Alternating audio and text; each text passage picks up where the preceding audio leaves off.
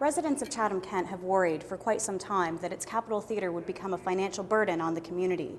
A press conference held Tuesday, March 1st, confirmed what could possibly be the worst. The theatre is now in financial receivership.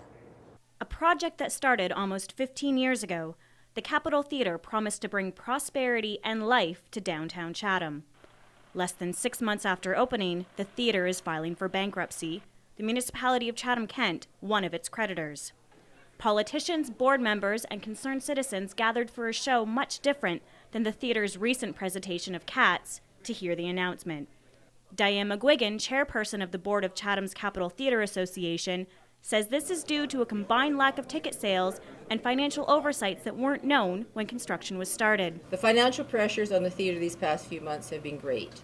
In addition to lower than projected seat sales, we've had to service debt left over from the construction phase, and we've had significant unexpected monthly expenses. Naturally, as all new businesses, we've had major startup costs, and with our thin cash flow position, we could not handle the ebb and flow of these unanticipated costs.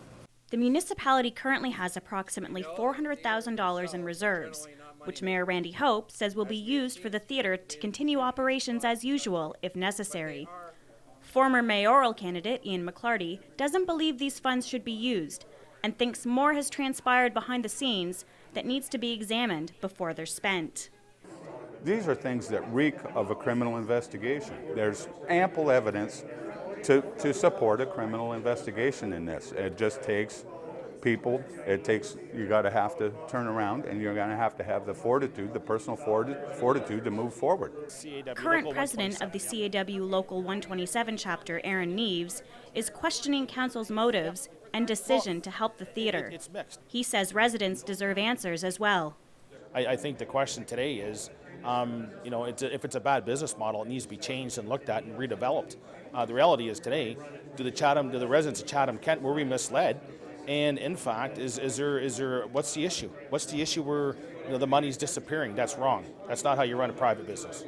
Leon Leclerc, Ward 4 council representative, says he's optimistic and the community should put their faith in their Chatham-Kent council. Let the leaders of the community, hopefully they make good decisions. I'm a businessman. I've seen some stuff that's going across the table. I'm optimistic. I'm hopeful, very hopeful. Continued support from residents will be what keeps the theatre from dipping into the $400,000 surplus, says Mayor Hope. Community support, he says, is what's going to keep Chatham's downtown prosperous. I mean, it's subject to public participation. And I know people are limited to the resources they have available to them. But as long as we keep the encouragement of people to participate and take advantage of the amenities downtown, success will be measured by those who come. And what financial requirement will be needed is based on the show attendance.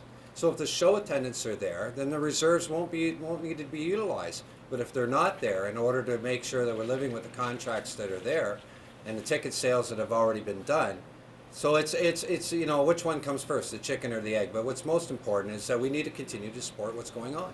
Reporting from downtown Chatham, this is April Colby for Mediaplex News Now.